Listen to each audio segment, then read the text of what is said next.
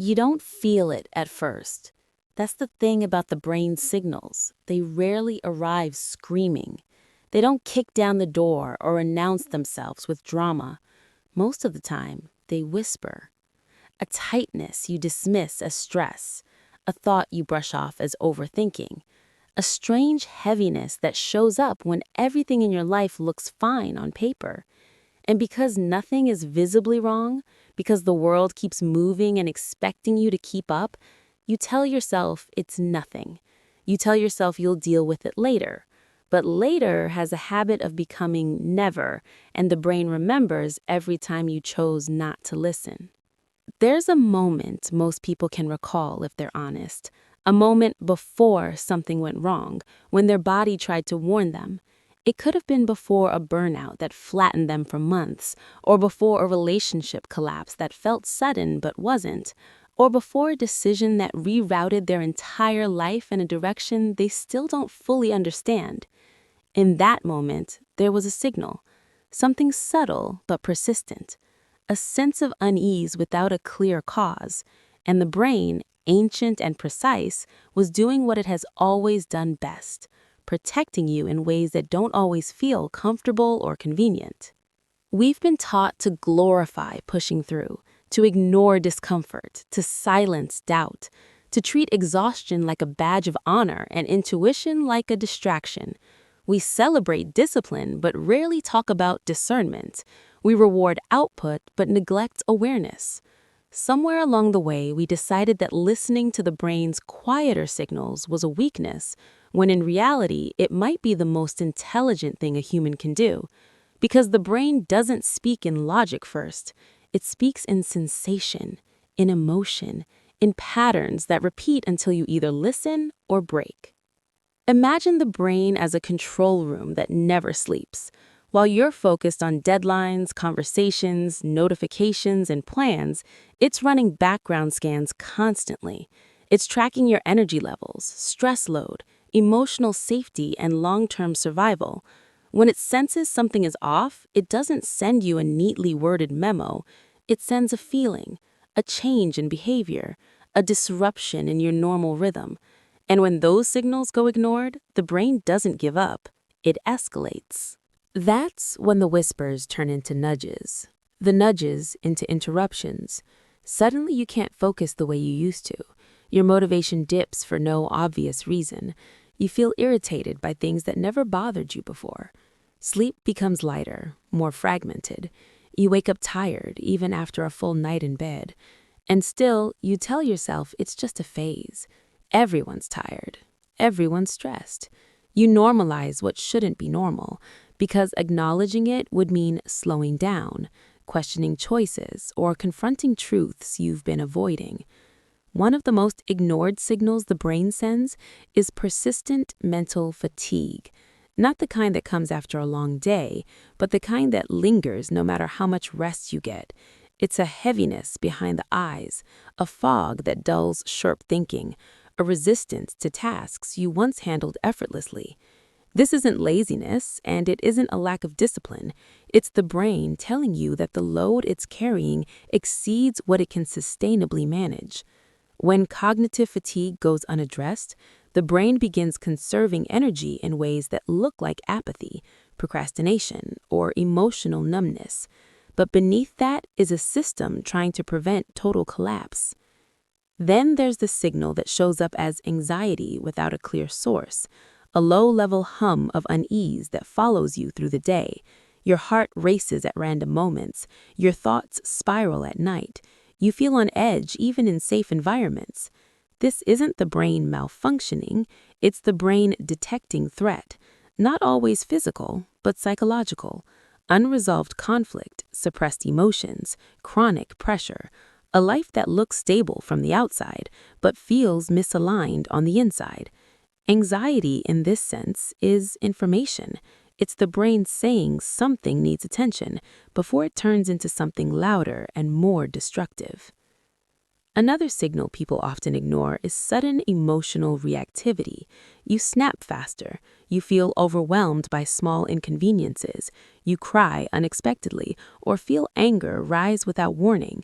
These reactions are often judged harshly, both by others and by yourself. But emotional volatility isn't random. It's what happens when the brain's regulation systems are stretched too thin. When stress hormones stay elevated for too long, the brain prioritizes survival over nuance. Subtlety disappears. Everything feels urgent. And if you don't recognize this as a warning sign, you might start blaming your personality for what is actually a nervous system asking for relief. The brain also speaks through disinterest. When things that once excited you now feel flat, when goals you worked toward suddenly feel meaningless, it can be terrifying.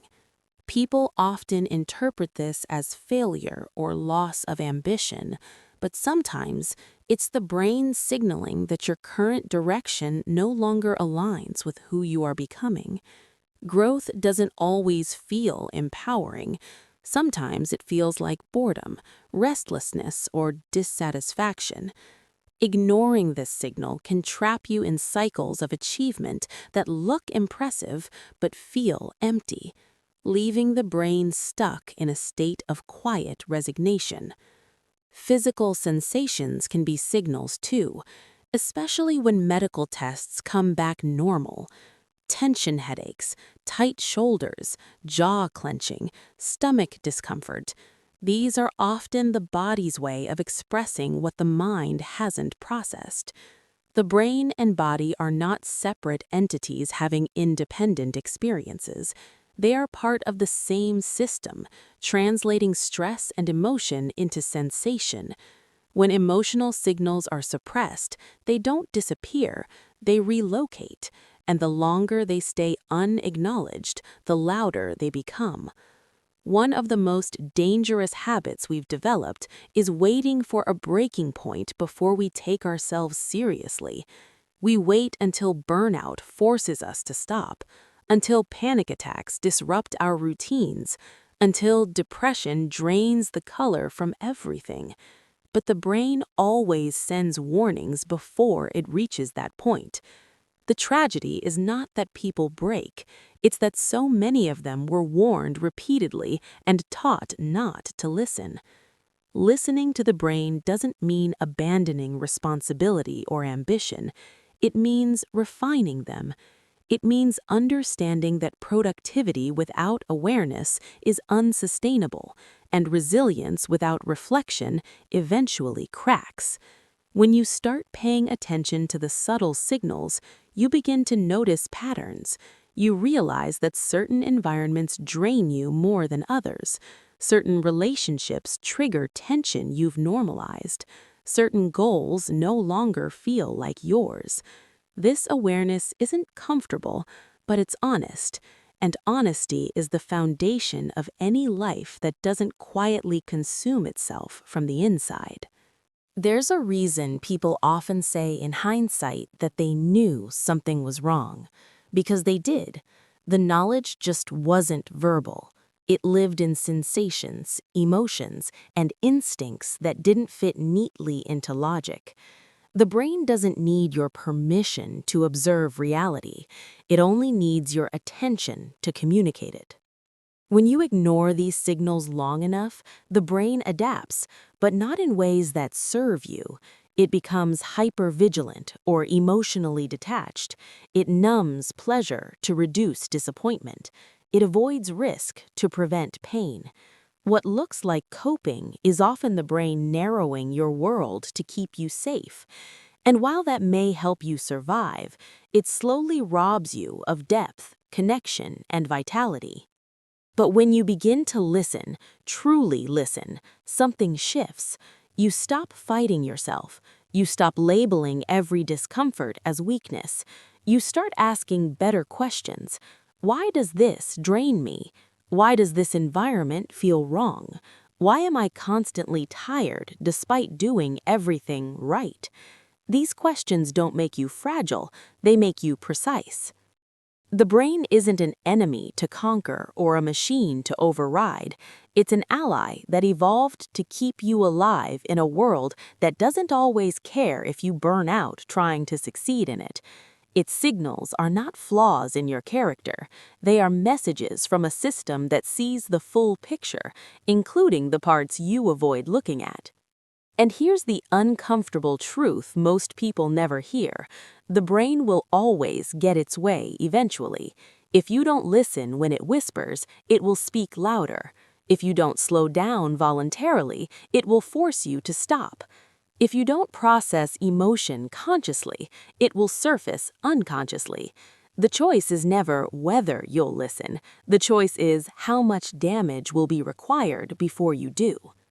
There is a quiet kind of strength in paying attention, in noticing when your mind resists something for reasons you don't yet understand, in honoring fatigue before it turns into collapse, in respecting fear as information instead of weakness. This kind of awareness doesn't make life easier overnight, but it makes it truer. And a true life, even when it's hard, is far less painful than a false one held together by denial. So the next time you feel that subtle discomfort, that inexplicable tension, that nagging sense that something isn't right, don't rush to silence it. Pause, breathe, ask what it's trying to tell you, because the brain doesn't send signals to sabotage you, it sends them to save you from the version of life you keep forcing yourself to endure. When you start listening, really listening, something strange happens. The world doesn't suddenly become quieter, but you do. The constant internal arguing slows down. That pressure to explain yourself to everyone, including yourself, begins to loosen. You realize that most of your exhaustion never came from doing too much, but from resisting what you already knew. The brain had been waving signals in front of you for years, and ignoring them required more energy than facing them ever would. At first, listening feels uncomfortable, even destabilizing. The brain doesn't just alert you to danger, it also reveals misalignment. And misalignment hurts because it exposes the gap between who you are and who you've been pretending to be. You notice how certain conversations leave you feeling drained, not because you're antisocial, but because you're performing a version of yourself that no longer fits. You feel it in your chest, a slight tightening when you agree to things you don't want, when you say yes out of habit instead of truth. The brain marks these moments quietly, like timestamps, collecting evidence until you're ready to look at it. There's a specific kind of signal that shows up when you're living on autopilot. It feels like time speeding up. Days blur together. Weeks disappear. You can't remember the last time you felt fully present. This isn't just aging or routine. It's the brain disengaging from experiences that feel repetitive or unfulfilling. Presence requires meaning, and when meaning fades, attention follows. People try to fix this by consuming more, scrolling more, distracting more, but the numbness doesn't lift. Because the signal wasn't asking for stimulation, it was asking for change. Another signal hides inside indecision, the kind that paralyzes you not because you lack options, but because none of them feel right. You overthink, you weigh pros and cons endlessly, you wait for clarity that never arrives. From the outside, it looks like hesitation. From the inside, it feels like confusion. But often, it's the brain refusing to choose between options that all lead to the same dissatisfaction. Indecision in this case isn't weakness, it's resistance. And resistance is a form of intelligence when it's pointing away from paths that would cost you too much. The brain also speaks through sudden urges to withdraw, to cancel plans, to be alone, to turn down the noise. Society often frames this as antisocial behavior or avoidance, but sometimes it's the nervous system asking for recalibration. Constant social exposure, constant performance, constant engagement keep the brain in a state of alertness. Withdrawal, in small doses, is how it resets. Ignoring this signal leads to irritability, emotional shutdown, and eventually resentment toward people you actually care about. One of the most misunderstood signals is fear that doesn't make sense logically, fear that shows up before opportunities, fear that rises when you're close to change. People assume fear always means danger, but sometimes it means significance. The brain recognizes that a moment matters before the conscious mind does. That fear might not be warning you to stop, but asking you to prepare. When fear is ignored or suppressed, it mutates. It becomes chronic anxiety or self-sabotage. When it's acknowledged, it becomes focus. Another signal hides inside indecision, the kind that paralyzes you not because you lack options, but because none of them feel right. You overthink, you weigh pros and cons endlessly, you wait for clarity that never arrives. From the outside, it looks like hesitation. From the inside, it feels like confusion. But often, it's the brain refusing to choose between options that all lead to the same dissatisfaction. Indecision in this case isn't weakness, it's resistance. And resistance is a form of intelligence when it's pointing away from paths that would cost you too much. The brain also speaks through sudden urges to withdraw, to cancel plans, to be alone, to turn down the noise. Society often frames this as antisocial behavior or avoidance, but sometimes it's the nervous system asking for recalibration. Constant social exposure, constant performance, constant engagement keep the brain in a state of alertness. Withdrawal, in small doses, is how it resets. Ignoring this signal leads to irritability, emotional shutdown, and eventually resentment toward people you actually care about. One of the most misunderstood signals is fear that doesn't make sense logically, fear that shows up before opportunities, fear that rises when you're close to change. People assume fear always means danger, but sometimes it means significance. The brain recognizes that a moment matters before the conscious mind does. That fear might not be warning you to stop, but asking you to prepare. When fear is ignored or suppressed, it mutates. It becomes chronic anxiety or self-sabotage. When it's acknowledged, it becomes focus. Another signal hides inside indecision, the kind that paralyzes you not because you lack options, but because none of them feel right. You overthink, you weigh pros and cons endlessly, you wait for clarity that never arrives. From the outside, it looks like hesitation. From the inside, it feels like confusion. But often, it's the brain refusing to choose between options that all lead to the same dissatisfaction. Indecision in this case isn't weakness, it's resistance. And resistance is a form of intelligence when it's pointing away from paths that would cost you too much. The brain also speaks through sudden urges to withdraw, to cancel plans, to be alone, to turn down the noise.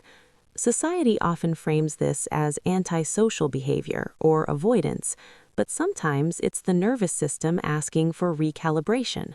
Constant social exposure, constant performance, constant engagement keep the brain in a state of alertness. Withdrawal, in small doses, is how it resets.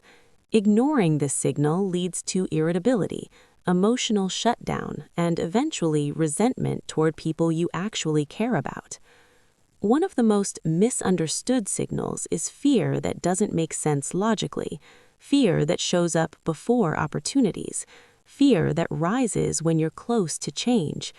People assume fear always means danger, but sometimes it means significance. The brain recognizes that a moment matters before the conscious mind does. That fear might not be warning you to stop, but asking you to prepare. When fear is ignored or suppressed, it mutates. It becomes chronic anxiety or self-sabotage. When it's acknowledged, it becomes focus. Another signal hides inside indecision, the kind that paralyzes you not because you lack options, but because none of them feel right. You overthink, you weigh pros and cons endlessly, You wait for clarity that never arrives. From the outside, it looks like hesitation. From the inside, it feels like confusion. But often, it's the brain refusing to choose between options that all lead to the same dissatisfaction. Indecision in this case isn't weakness, it's resistance. And resistance is a form of intelligence when it's pointing away from paths that would cost you too much. The brain also speaks through sudden urges to withdraw, to cancel plans, to be alone, to turn down the noise. Society often frames this as antisocial behavior or avoidance, but sometimes it's the nervous system asking for recalibration. Constant social exposure, constant performance, constant engagement keep the brain in a state of alertness. Withdrawal, in small doses, is how it resets. Ignoring this signal leads to irritability, emotional shutdown, and eventually resentment toward people you actually care about. One of the most misunderstood signals is fear that doesn't make sense logically, fear that shows up before opportunities, fear that rises when you're close to change. People assume fear always means danger, but sometimes it means significance. The brain recognizes that a moment matters before the conscious mind does.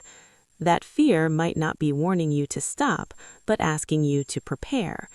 When fear is ignored or suppressed, it mutates. It becomes chronic anxiety or self-sabotage.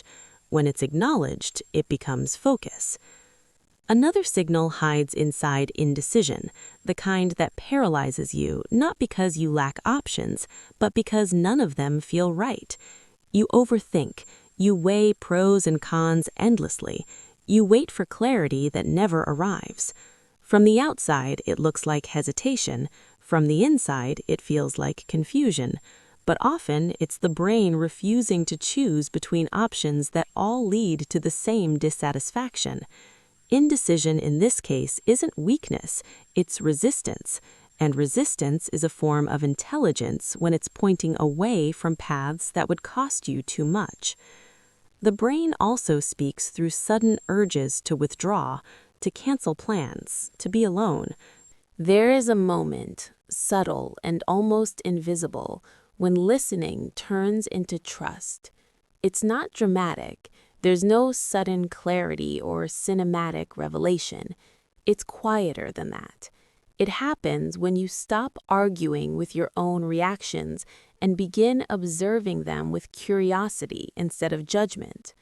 When you no longer rush to label discomfort as weakness or fear as failure. That shift alone changes how the brain communicates with you, because for the first time, it feels heard.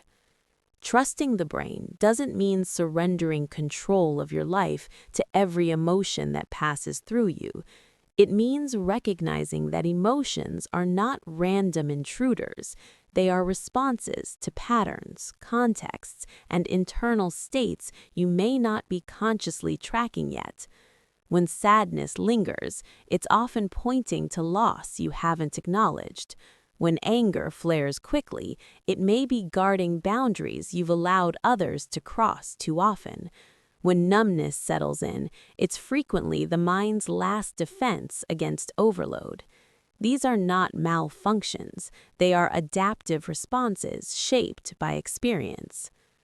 One of the hardest truths to accept is that the brain learns what you teach it through repetition.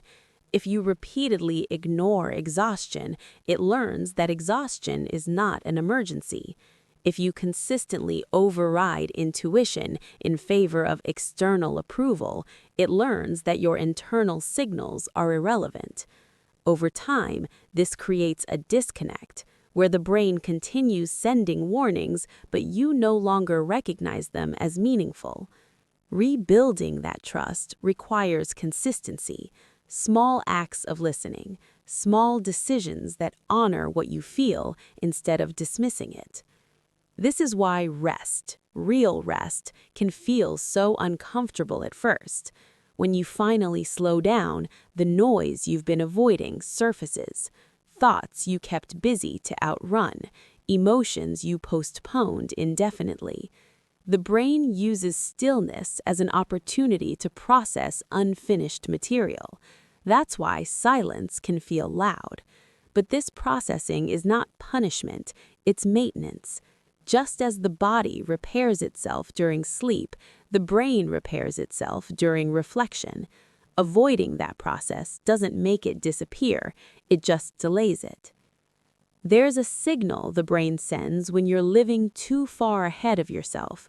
It shows up as constant anticipation. You're always thinking about what's next, what needs to be done, what could go wrong. The present moment feels like an inconvenience. This state keeps the brain in perpetual readiness, draining energy meant for creativity, connection, and joy. When you notice this pattern, it's not a command to abandon ambition. It's an invitation to return to the moment long enough to stabilize before moving forward again. Another overlooked signal is the loss of emotional contrast. When everything feels equally dull or equally overwhelming, it often means the brain's regulatory systems are overstressed. Pleasure flattens, pain blurs, life becomes muted. People often chase intensity to break through this numbness, but intensity without grounding only deepens the imbalance. What the brain needs in these moments is not more stimulation, but restoration, predictability, safety, space to recalibrate. As you continue listening, you begin to notice that some of the loudest signals appear right before major transitions. A sudden discomfort with routines you followed for years, a growing impatience with environments that once felt familiar, a pull towards something undefined but persistent. These are not signs that something is wrong with you. They are signs that something is changing. The brain senses shifts before the conscious mind can articulate them. Resistance often comes from fear of uncertainty, but the signal itself is neutral. It's simply information. The tragedy is that many people mistake these signals for instability and try to medicate them away, distract themselves from them, or suppress them with more work. Sometimes support is necessary, and sometimes guidance is essential, but numbing without understanding only silences the messenger, not the message. The brain always finds another route, through dreams that repeat the same theme, through mistakes that echo the same lesson, through relationships that recreate the same emotional dynamic. Patterns persist until they're acknowledged. Listening to the brain also changes how you relate to failure. Instead of seeing mistakes as proof of inadequacy, you begin to view them as feedback loops. The brain adjusts through trial and error. It refines predictions based on outcomes.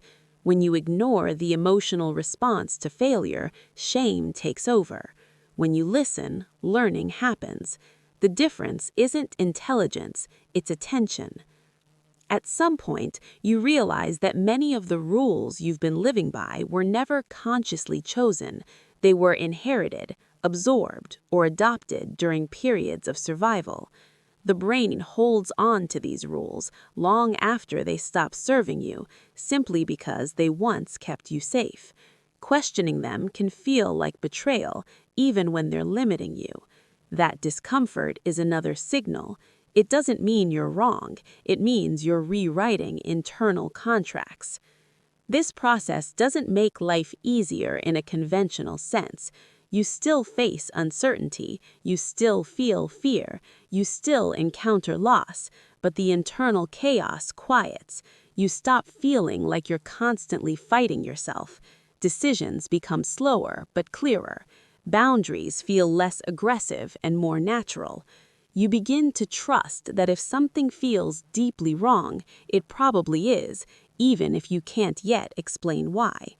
The brain is not interested in your comfort zone, it's interested in coherence, in alignment between your inner world and your outer actions. When those drift apart, signals increase. When they come back into alignment, the signals soften. Life doesn't become perfect, but it becomes navigable. And perhaps the most profound change is this. You stop needing life to break you in order to learn. You don't wait for collapse to justify change. You respond to whispers before they become screams. That is what it means to mature psychologically, not becoming harder, but becoming more attentive. So if you take anything from this, let it be this quiet reminder. Your brain is always communicating through fatigue, through emotion, through patterns that repeat until acknowledged. Ignoring these signals doesn't make you strong. Listening to them doesn't make you weak. It makes you responsive to the only system that has been with you through every moment of your life. And so it begins to unfold. The quiet revolution inside the mind. It's not loud. It's not cinematic in a traditional sense. There's no trumpet heralding discovery, no sudden epiphany like in the movies. Instead, it's a shift so subtle that you might not notice it at first, until one day the tension in your chest eases without explanation, or the tight knot behind your eyes softens as you inhale slowly and fully for the first time in months. That's when you realize the brain has been speaking to you all along, in whispers, in patterns, in sensations you previously mistook for inconvenience or irritation. And when you finally start listening, it doesn't overwhelm you, it liberates you. There's a strange beauty in this liberation because it doesn't come with guarantees. You don't suddenly see the world with perfect clarity, and your past mistakes do not vanish. But the brain begins to feel less like a foreign entity, a mechanical overlord or an adversary, and more like a companion, flawed, mysterious, and immensely intelligent. Every heartbeat, every flutter of attention, every lingering unease becomes a signal, a coded message waiting for your patience to decode it. And when you respond to these messages with curiosity instead of fear, a dialogue begins. You notice the rhythms of your thought, the recurring patterns of desire, avoidance, and emotion. You start to recognize the loops that have been running silently in the background, the recurring judgments, the automatic fears, and the repetitive cycles of self-sabotage. One of the most challenging revelations is that not all signals are easy to interpret. Anxiety doesn't always mean danger. Fatigue doesn't always mean weakness. Restlessness isn't always a call to action. Sometimes the brain sends signals that are paradoxical or contradictory, a reflection of your complex inner life rather than a simple warning. Learning to differentiate between these is a kind of emotional literacy, a language you must study carefully. And the more you practice, the more finely tuned your perception becomes, not just of your own inner world, but of the hidden mechanics of human behavior in general. You start noticing that small signals are often the most profound. The fleeting irritation in your gut when someone speaks in a certain tone, the sudden heaviness in your chest when a task feels wrong, even if you can't articulate why, the tiny pull in your mind towards someone or something that feels subtly dangerous or essential. These minor sensations are often precursors to larger truths, early warning signs that your mind has already processed before your conscious self can articulate. And ignoring them carries a subtle cost, one that compounds over time. Minor misalignments that grow into life-altering crises, relationships strained or broken, opportunities missed. Listening to these signals also changes your relationship with discomfort. Instead of avoiding it, judging it, or medicating it away, you begin to meet it with awareness. You sit with it. You trace its origin and recognize its function. Discomfort is no longer a villain, it's a guide. Anger, sadness, jealousy, and fear cease being enemies to eradicate and instead become teachers to observe. There's almost a sacred quality to this practice, a ritual of mindfulness that is visceral rather than abstract. The mind, when treated with this respect, begins to reward you with clarity, insight, and moments of astonishing presence. And then there are the moments when the brain surprises you entirely, moments when insight blooms spontaneously, like sunlight breaking through a dense canopy.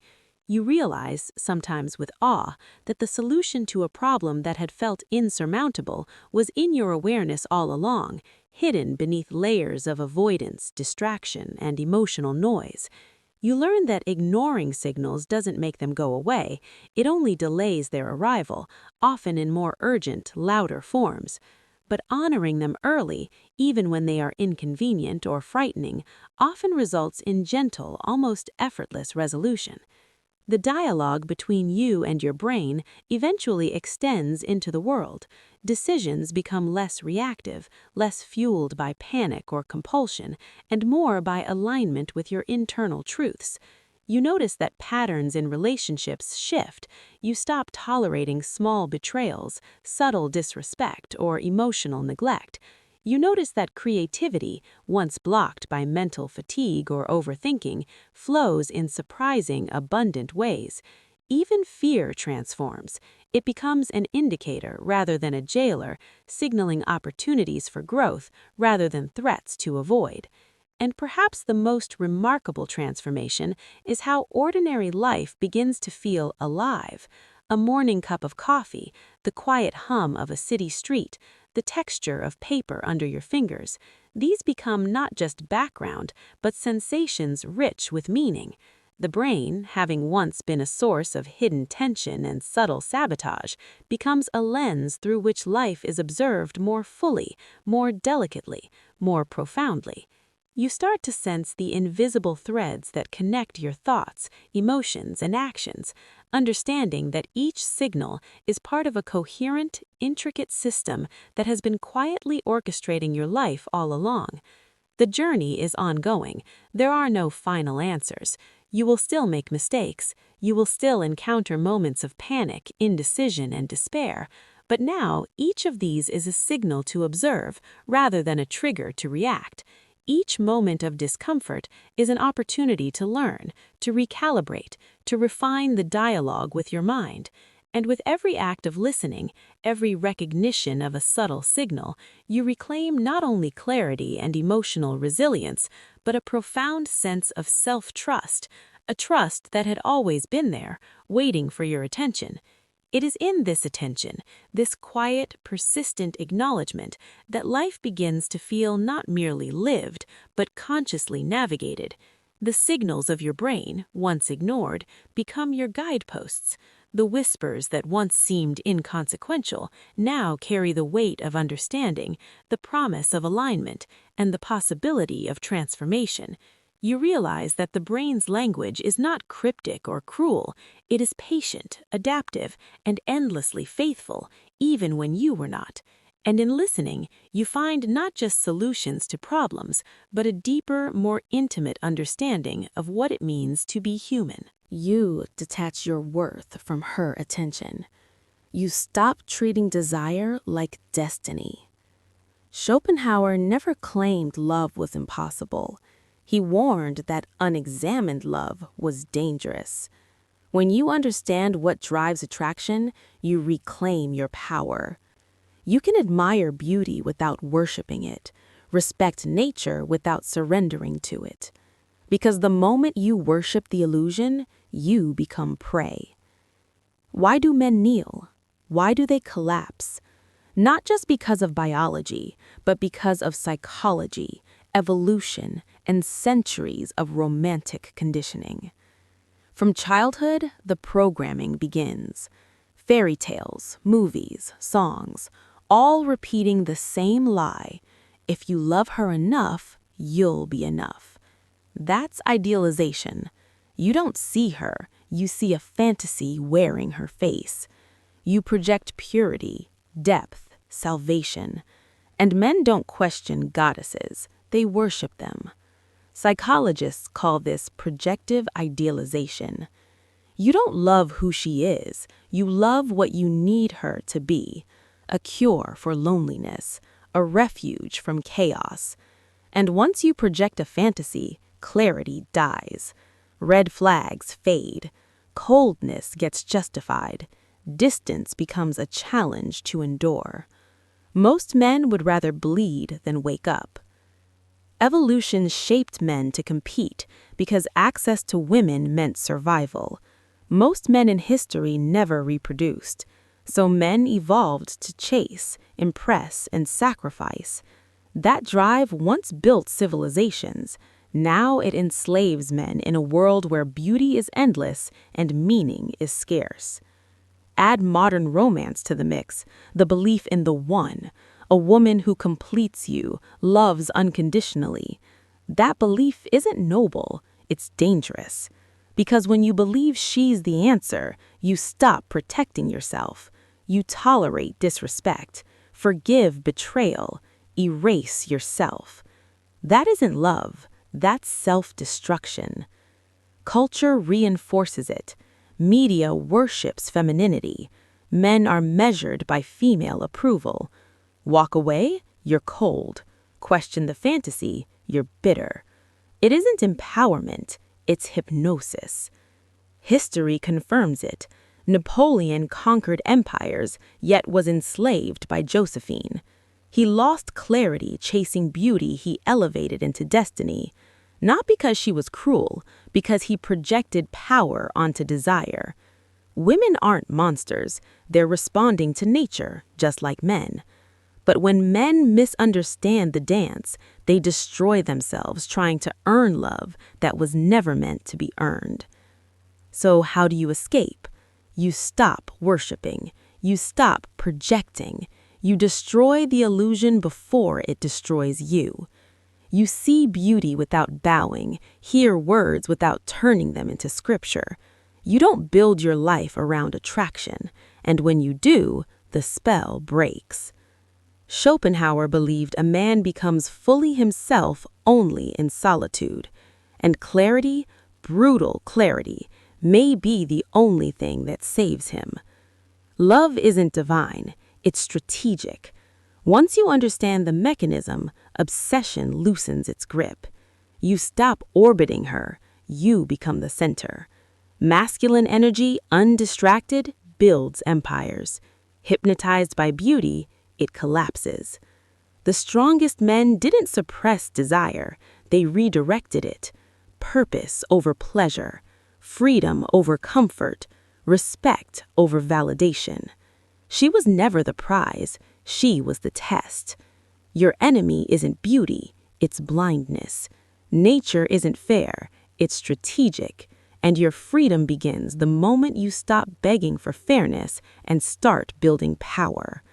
You weren't born to be liked, you were born to be unshakable, clear, grounded, unaffected by validation. When you become that man, you don't chase, you attract, because nature respects power.